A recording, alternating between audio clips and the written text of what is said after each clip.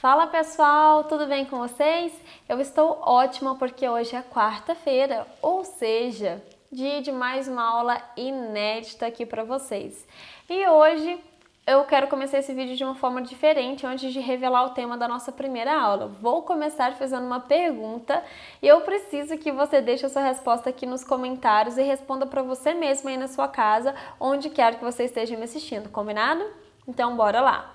Você sabia que o tom de uma cor, se ela é mais clara, se ela é intermediária, se ela é mais escura, se remete aonde ela se encontra na escala de cores? Por exemplo, eu tenho a cor de rosa, mas existem infinitos tons de cor de rosas, desde infinitos tons clarinhos, intermediários e bem fortes escuros. Mas para eu conseguir chegar nesses tons, tudo depende de onde o cor-de-rosa está na escala de cores. Se ele está mais próximo do branco, que é a cor mais clara de todas as paletas, ou se ele está mais próximo do preto, que é o tom mais escuro da paleta de cor. Se você já sabia disso, comenta aqui embaixo, Fê, eu já sabia. E se você não sabia, comenta Fê, eu não sabia. E antes de continuarmos, se inscreva aqui no nosso canal, não esqueça também de ativar as notificações no sininho para que você possa receber as nossas aulas em primeira mão. Comente aqui embaixo caso essa aula tenha te ajudado, caso você tenha alguma dúvida que a gente vai estar te respondendo tudo. E também não deixe de dar o seu like, que é muito importante para ajudar o nosso canal a crescer. Não esqueça também de compartilhar com aquele seu amigo, com aquela sua amiga que é chefe de cozinha, que é estudante de gastronomia, que é fotógrafo ou que curte fotografar ou cozinhar por hobby em casa também. Então vamos lá voltar para a gente poder aprender mais um pouquinho. A primeira instrução que eu quero dar para você se chama tom e forma. Então, por favor, já pega aí papel e caneta para você anotar e estudar para não se esquecer, porque a partir de hoje, toda vez que você for fotografar o seu prato, você tem a missão de colocar isso nas suas fotografias, ok? Tom e forma nada mais é do que você utilizar os recursos do seu próprio prato e evidenciar aquilo que você julga como mais importante. Por exemplo, aqui eu vou ensinar você a criar um efeito tridimensional. O que é um efeito tridimensional? Como o próprio nome já diz, é algo que tem 3 dimensões. E tudo que tem mais de uma dimensão dá uma sensação de alto relevo, certo? Então, como que eu consigo criar isso numa fotografia, mesmo que ela tenha apenas um tipo de cor, mas ela tem vários tons? Agora eu vou colocar uma foto na tela, que foi a primeira foto que eu tirei, e eu vou te ensinar como que você vai compor isso de uma forma que crie esse efeito tridimensional, beleza? Então vamos lá que eu vou ficar aqui comentando juntinho com vocês. Vocês podem reparar que nessa foto, o nosso maior desafio é reconhecer os tons para poder registrar. Por quê? O suco de laranja, ele tem um tom mais amarelado. E aí, para eu criar novos tons, o que eu pensei em fazer? Então eu vou pegar a fruta laranja, vou partir ela no meio e deixar uns pedaços soltos. Por quê? O suco batido, processado, ele tem um tom, que fica um amarelo alaranjado mais clarinho, que é o que está dentro da taça. O tom da laranja, da fruta, fica mais fechado, então já dá um tom de amarelo mais diferente, mais escuro. E quando eu também parto a laranja em fatias mais finas, ele fica com um tom intermediário, nem tão claro e nem tão escuro. Então só aí eu já consigo identificar cerca de 3 a 4 tons dentro da cor amarela. Então, o nosso desafio já foi executado com sucesso, porque nós já identificamos os tons. E agora a gente precisa registrar eles, estando cientes dessa variação, mesmo que sejam de uma só cor. O que eu percebo que é a maior dificuldade dos meus alunos ao longo do tempo que eu ministro aulas de fotografia? Toda vez as pessoas se perdem nisso e falam: Fê, mas eu tenho uma cor só. independente. Aqui também eu tenho a cor amarela, mas dentro da cor amarela eu tenho mais vários outros tons. Vocês podem perceber que eu criei o efeito tridimensional aqui nessa foto como? Através das laranjas que estão picadas, as fatias de laranja que estão na frente. Tem a taça, a fruta ao lado, partida ao meio, e alguns pedaços à frente. Com isso, eu consegui dar forma, eu consegui dar profundidade. Então aqui eu usei o tom, que foi o que eu disse que eu iria usar nessa minha primeira instrução, e também utilizei a forma. Percebam que o efeito tridimensional ele só é percebido devido ao posicionamento dos pedaços de laranja, que dá a sensação de que eles estão bem à frente da taça. Isso faz com que a pessoa que vê essa foto pense que está em alto relevo, que está diante dos olhos dela. Então, isso que é o chamado efeito tridimensional. Você conseguir criar camadas de dimensão através daquilo que você tem. Se não tivesse esses pedaços de laranja à frente, esse efeito não seria possível de ser executado. O problema maior é, muitas pessoas sabem sobre os tons e sabem que existe uma variação de tons, porém elas se esquecem completamente disso na hora de fotografar. E isso faz com que ela perca muita composição. Então, se você é chefe de cozinha, estudante de gastronomia ou gosta de cozinhar em casa e você tem muita dificuldade de quando você vai fotografar um prato, eu tenho certeza que a sua dificuldade não é apenas de posicionamento, de ângulo, de poxa, como vou posicionar o meu celular ou a minha câmera? Mas a grande maioria das pessoas que eu ouço me perguntar sempre falam, nossa, quando eu vou fotografar o meu prato, o que acontece? Eu sempre acho que não tem nada, eu sempre acho que não tem cenário, sempre tem um prato liso, simples, sem nenhuma decoração. E eu paro e penso, será que sempre nós precisamos de uma composição grande, de um cenário grande? Nem sempre. Na maioria das vezes, dentro da gastronomia, a nossa maior composição, o nosso maior cenário são os próprios alimentos que compõem o nosso prato. Por isso que os tons são de suma importância. E a segunda instrução que eu vou te dar hoje é sobre luz e tom. Algo que nós já estudamos aqui no nosso canal foi que, para a gente dar forma e encorpar mais a nossa fotografia, a gente precisa brincar e entender mais sobre a iluminação e criar efeitos com ela. Efeito de sombras e alguns outros para a gente poder criar formas. E aqui nós vamos entender hoje como que essas diferenças de tons da iluminação podem também criar diferentes formas. Então agora eu vou estar colocando na tela uma foto tirada diretamente com luz natural, com uma luz de um sol bem forte, sol do meio-dia, para vocês entenderem como que ela reflete de forma forte naquilo que eu estou fotografando e eu vou comentando para vocês poderem entender melhor.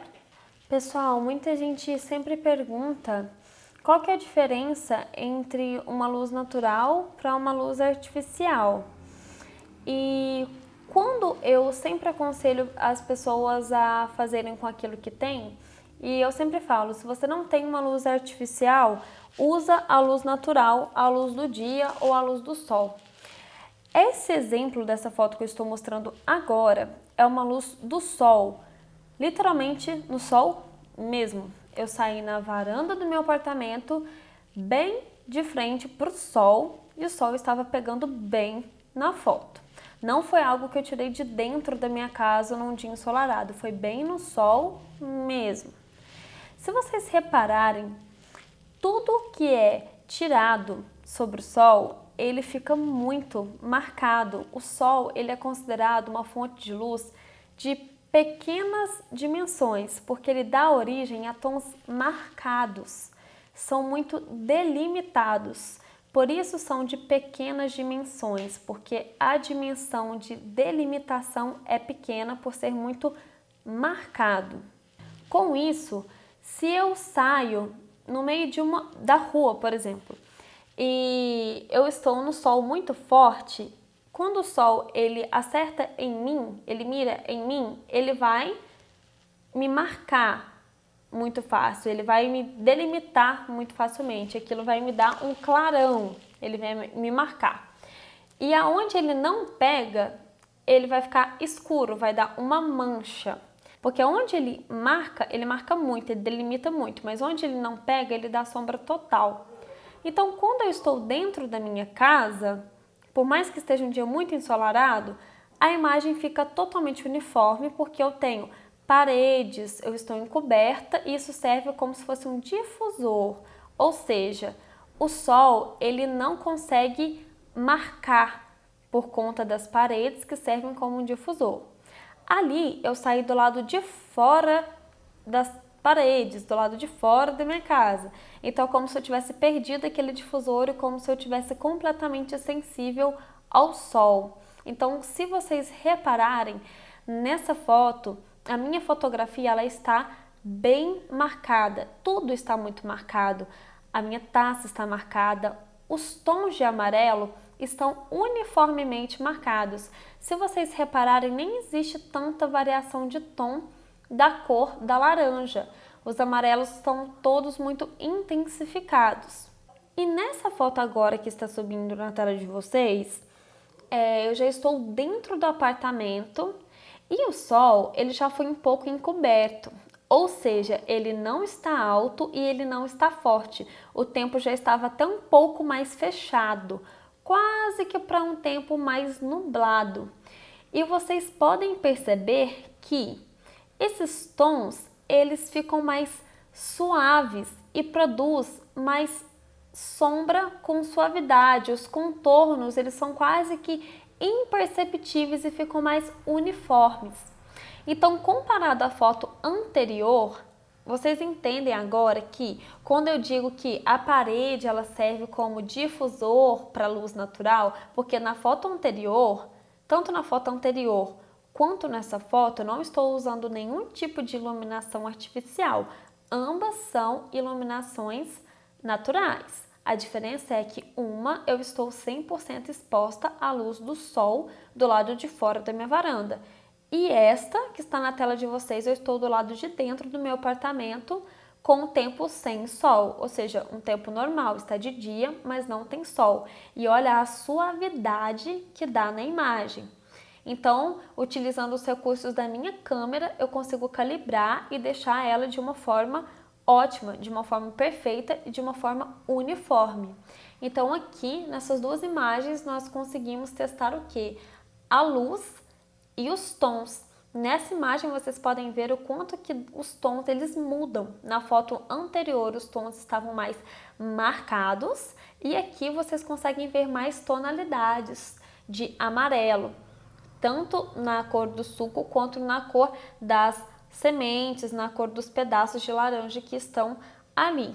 Essa terceira foto que vai estar subindo na tela de vocês, ela é um comparativo. Por quê? A primeira foto que subiu foi mostrando uma luz diretamente no sol, onde vocês puderam perceber tons marcados. A segunda foto foi de um tempo mais nublado, porém de dia, de dentro do apartamento, onde vocês puderam perceber que os tons ficaram mais suaves, mais uniformes. E agora, dentro do mesmo local, dentro do apartamento, vocês podem perceber que estou utilizando luz artificial. E aqui, os tons de amarelo da laranja ficam mais em evidência, que vocês podem reparar que os tons estão diferentes, bem diferentes em vista da primeira foto. A diferença entre a segunda e a terceira é que aqui fica mais intensificado devido à iluminação artificial, que dá uma ajudinha aí pra gente no quesito de iluminação, ou seja, ela incorpora mais a cor, ela nos auxilia, ela realça aquilo que nós temos. Então aqui nós temos vários tons de amarelo dentro de uma mesma composição, dentro de uma mesma cor. Se vocês repararem dentro dos próprios pedaços de laranja, mais próximo ali da semente da laranja, nós temos pedaços que são amarelos bem clarinhos e mais perto da casca um amarelo mais forte, mais escuro. Da mesma forma, o suco, se você analisar a taça, do lado esquerdo nós temos um tom de amarelo mais claro, do lado direito nós temos um tom de amarelo mais escuro, porque foi a forma com que eu posicionei as luzes artificiais. No caso, eu utilizei ring lights, um de cada lado, porém com tonalidades diferentes. Então a vantagem da luz artificial é que você manda, você domina, você que escolhe onde você quer iluminar mais e onde você não quer iluminar mais e onde você quer criar efeitos de luz também. Então, só para deixar claro um comparativo entre a foto do sol direto, a foto de dia dentro de casa sem o sol direto num dia mais nublado e a foto com iluminação artificial, ok? E é isso, meus amores, eu decidi dividir essa aula de tons em duas partes. Então hoje nós finalizamos a primeira parte dessa aula de tons dentro da fotografia gastronômica. Já estou muito ansiosa para poder compartilhar com vocês a segunda parte. Enquanto isso, eu quero ver aí o que vocês andam reproduzindo. Então marca a gente, marca a nossa hashtag fotografia na gastronomia. Comenta aqui embaixo, compartilha com os seus amigos que já tiveram alguma dificuldade ou que você acha que pode estar ajudando dentro da gastronomia, dentro da fotografia com essa aula. E eu espero ter ajudado vocês, espero que vocês tenham gostado. E um grande beijo e até a próxima semana. Deus abençoe todos vocês.